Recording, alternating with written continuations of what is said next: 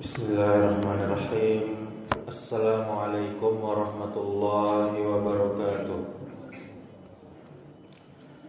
Alhamdulillah wassalatu wassalamu ala Rasulillah. La haula wala quwwata illa billah.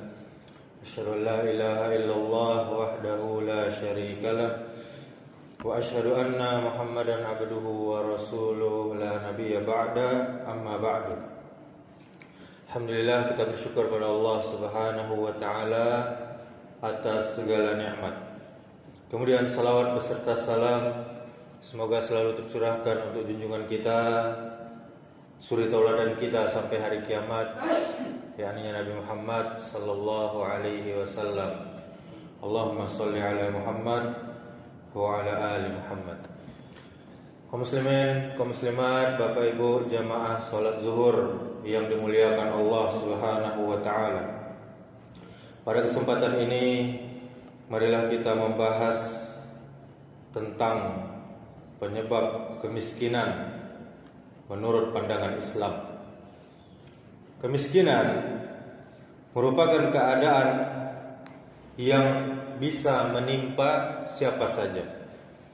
Islam memandang bahwa kemiskinan bukan sekedar masalah kurangnya harta, tetapi juga dapat dipengaruhi oleh sikap, oleh perilaku dan kondisi sosial masyarakat.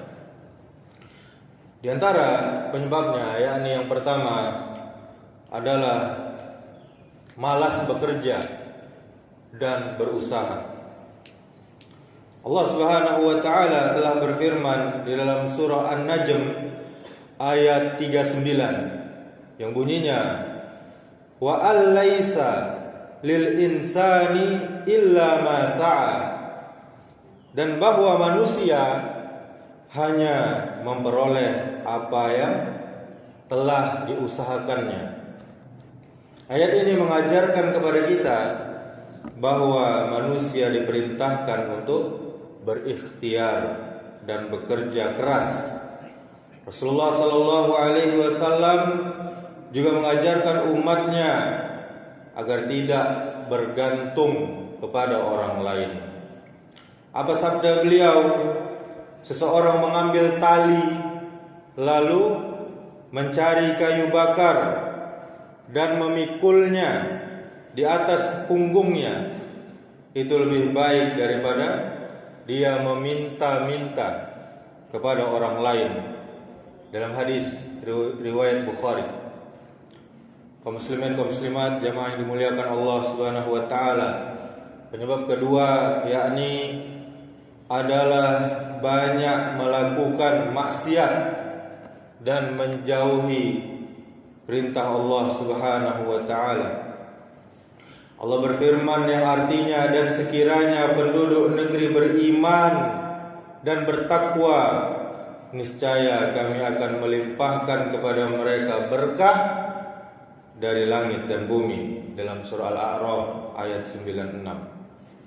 Ayat ini menunjukkan kepada kita bahwa ketakwaan mendatangkan keberkahan, sedangkan lawannya yakni kemaksiatan bisa menghilangkan keberkahan dalam rezeki.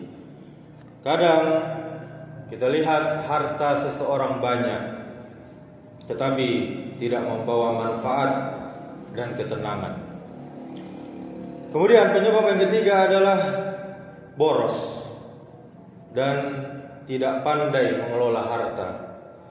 Allah Subhanahu wa taala berfirman, wa ati zal qurba haqqahu wal miskina wa ibnas sabili wa la tubazzir tabzira innal mubazzirina kanu ikhwanasy syayatin wa kana asy-syaitanu li rabbih kafura. Dan janganlah kamu menghambur-hamburkan hartamu secara boros. Sesungguhnya orang-orang yang boros itu adalah saudara-saudara setan. Surah Al-Isra ayat 26 dan 27. Islam agama yang mulia, mengajarkan kita hidup sederhana, tidak berlebih-lebihan, serta menggunakan harta dengan bijaksana. Kemudian penyebab yang keempat adalah meninggalkan ibadah dan kurangnya bersyukur. Allah Subhanahu wa taala berfirman, "Wa man a'rada an dzikri fa inna lahu ma'isyatan dhanka." Dan barang siapa yang berpaling dari peringatanku, maka sungguh dia akan menjalani kehidupan yang sempit. Dalam surah Toha ayat 124. Sebaliknya Allah juga berfirman, "Wa iz ta'azzana rabbukum la in syakartum la azidannakum."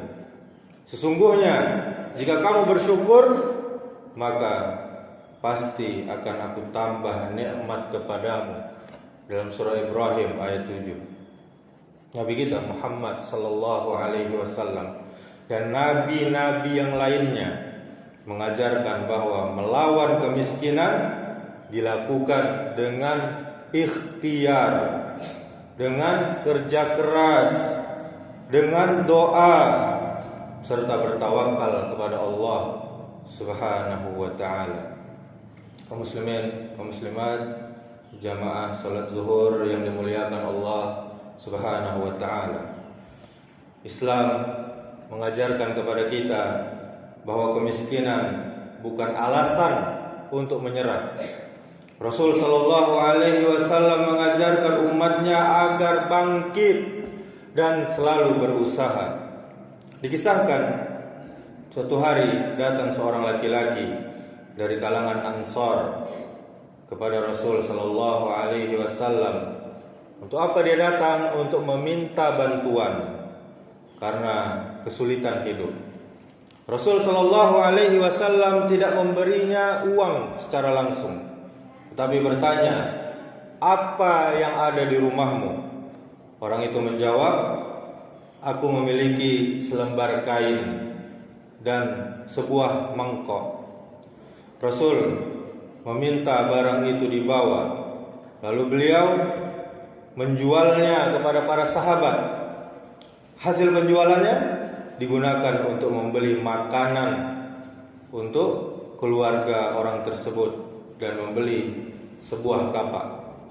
Kemudian Rasulullah Shallallahu Alaihi Wasallam bersabda, "Pergilah mencari kayu bakar dan jangan menemuiku selama 15 hari."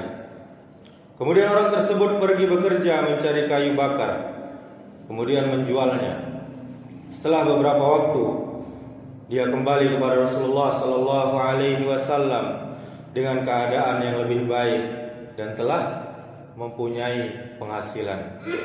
Lalu Rasulullah Sallallahu Alaihi Wasallam bersabda, "Itu lebih baik bagimu daripada engkau meminta-minta yang akan menjadi noda di wajahmu pada hari kiamat." Hadis riwayat Abu Daud. Masyaallah muslimin, dari kisah ini ada pelajaran besar untuk kita, yakni Islam mengajarkan bahwa bekerja keras dan tidak bermalas-malasan. Kemudian sekecil apapun modal yang kita miliki bisa menjadi jalan rezeki jika kita terus berusaha. Kemudian meminta-minta bukanlah jalan utama di dalam mencari kehidupan. Karena itu kaum muslimin, kaum muslimat, jangan kita menyerah pada keadaan. Kemiskinan bisa kita lawan dengan doa, usaha, dan ilmu. Kemudian sabar. Demikianlah, semoga yang singkat ini bermanfaat. Subhanakallahumma wa bihamdika asyhadu an la ilaha illa anta astaghfiruka wa atubu ilaik. Wassalamualaikum warahmatullahi wabarakatuh.